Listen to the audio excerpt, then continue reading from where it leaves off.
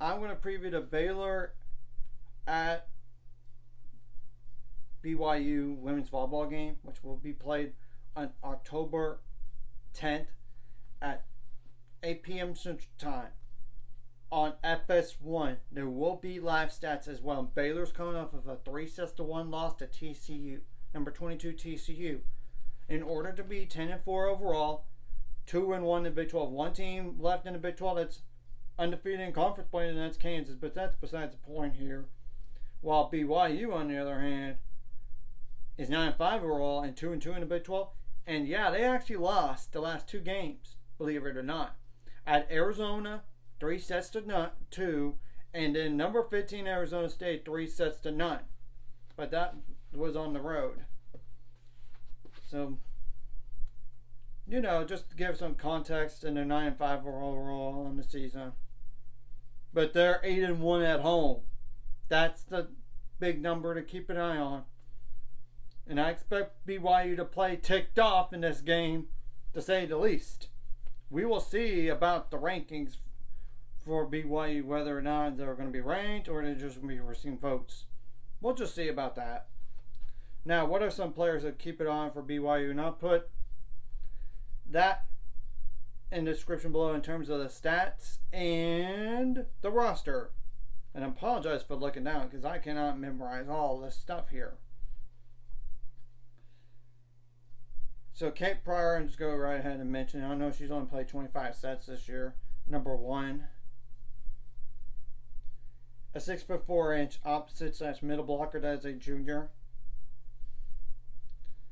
27 kills on 85 attempts with 22 attacking errors. 2 assists, 1 service ace, 2 service errors, 2 digs, 11 blocks. None of those are solo.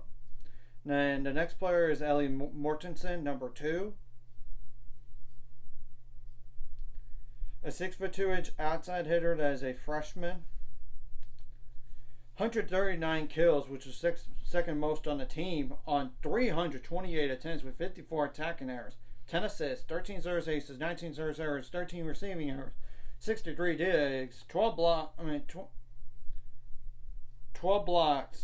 5 of those are solo, 1 blocking error.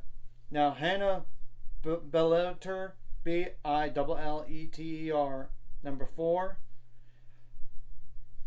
is a 5'11" libero that is a junior.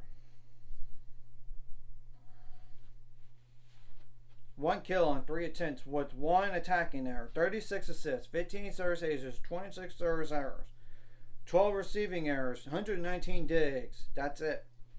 Lulu Ulave, Ulave,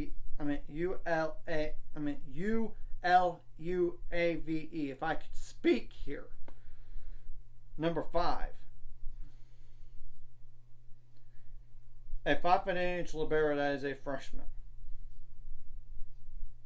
2 kills on 9 attempts with 2 attacking errors, 40 assists, 4 service aces, 14 service errors, 17 receiving errors, 141 digs. That's it. Alex Bauer, number 7, is the next player to keep an eye on. 5'11" setter that is a freshman. 21 kills on 69 attempts with 3 attacking errors, 534 assists, which is the most on the team, 18 service aces, which is the most on the team, or tied for most, 13 service errors, 123 receiving errors, 34 blocks, 3 of those are solo, 2 blocking errors and 1 ball handling error. Might as well go over like Alyssa Erickson, number 9. And I do not know the injury stats for BYU or Baylor going to this, so just so you know. 6'1" outside hitter that is a senior that for Erickson, number 9. No kills on no attempts. 1 assist, 3 service aces, 8 service errors, 13 digs. That's it.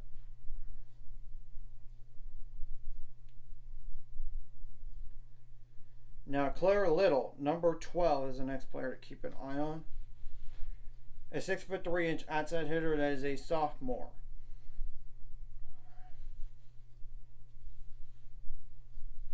217 kills, which is the most on a team. On 489 attempts 62 attacking errors, 7 assists, 18 service aces, 22 service errors, 27 digs, 119 blocks, 26 blocks, 119 digs, 26 blocks, 3 of those are solo, 1 block and error. Okay, the next player I'm really gonna mention is Brielle Miller, number 16, 5'5" libero, as a sophomore. No kills on no attempts, 5 assists, 2 service aces, 5 service errors, 4 receiving errors, 16 digs, that's it. Blake Kali, Blaykli, Bobik, Bobik. Apologies if I butchered that.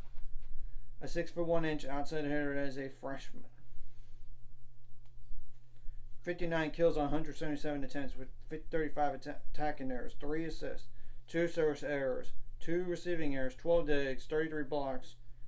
None of those are solo, 2 blocking errors. And next player I'm going to go over is like Keys Chi Strong, KJESTI, number 22. A 6'3" grad senior at middle blocker. And she's played 46 sets this year. 101 kills on 212 attempts. 27 attacking errors. 4 assists, 4 service aces, 19 service errors. 13 digs, but 52 blocks. 12 of those are solo and 7 blocking errors. And there's Brielle Kemavor, Kemavor. Apologize if I butchered that. A 6'5" middle blocker that is a sophomore. 96 kills on 199 attempts with 26 attacking errors, 1 assist, 3 receiving errors, 5 digs, 74 blocks. 12 of those are solo. 4 blocking errors.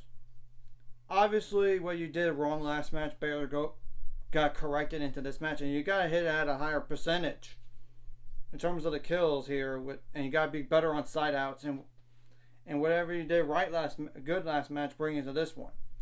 And you cannot let the crowd try to get involved as much as like the TCU one, and you cannot allow scoring runs to happen, especially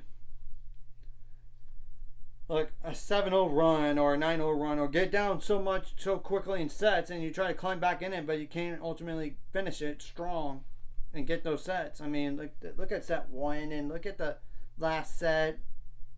Yeah, they had multiple match points at that point, 24-14. You climbed back in it, but at the end of the day, you can only avoid so many points, match points. So, and that third set was just a stinker in the last 9 points of win in favor of TCU with the 9-0 run. You can't allow that to happen. You got to be better, and you got to serve tougher. Make them hard, difficult. Make them uncomfortable, and it's like, oh, I don't know. Like, try to make them not handle the serve as well on their passing ability, and whatever they do offensively, you want to try to shut that down and get some more blocks than the opponent, if not to like tips.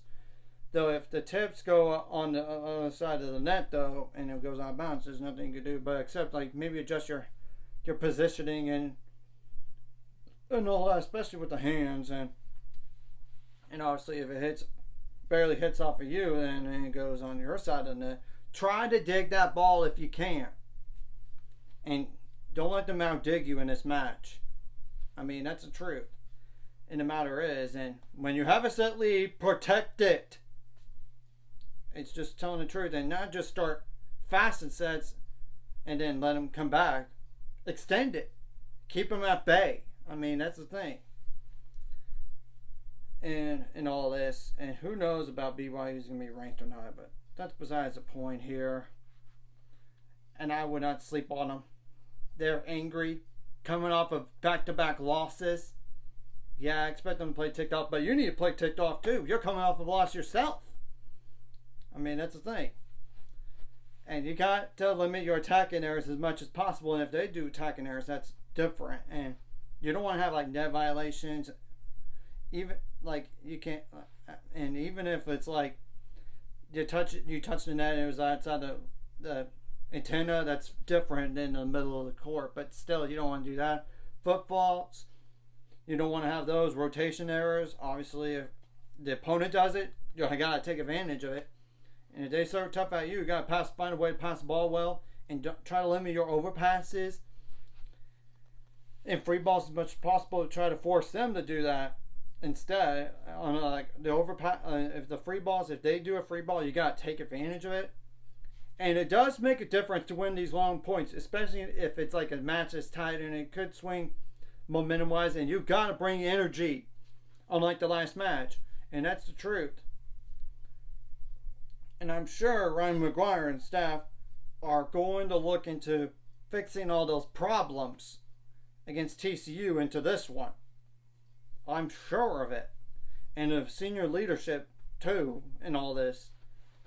And you got to have variety on offense so it doesn't get too predictable out there. I mean, and it's the truth. And if one player has a hot hand, ride it as much as possible. But then you got to switch it up. I mean, you don't want to be so predictable. And obviously, if they're going to be predictable, that's different. You got to try to slow that down as much as possible in all this.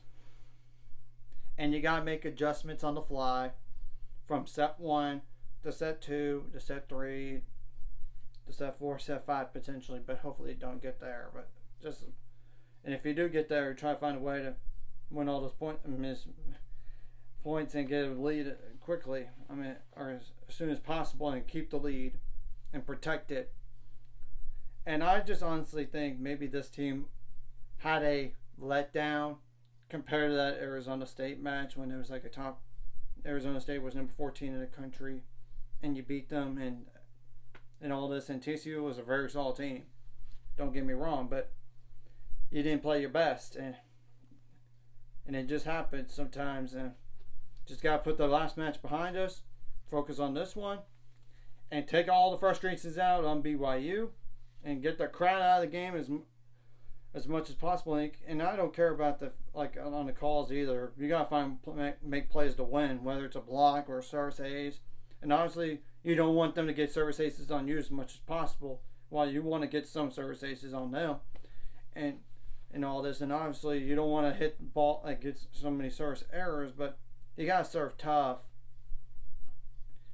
And you don't want to. And when you try to get on a scoring run, and then make them call timeout. And you got to make adjustments, not just from set 1 to set 2, set 3 to set 4, but during those sets as well. So I'm just saying all this. So, and let's just go out there. Time to bounce back. Learn our lesson from last match. And put our best foot forward. So anyways, if you like this content, hit the like and subscribe button. See you guys later on the road to 7 subscribers. What's ultimate goal? It's 1,000 more, so maybe why not? This course, like video, comment videos, so more people could. It really helps YouTube algorithms, so more people see it. So sharing the video does help as well, so more people can watch it. And if you're watching and not subscribe, hit subscribe buttons for your notification bell as well.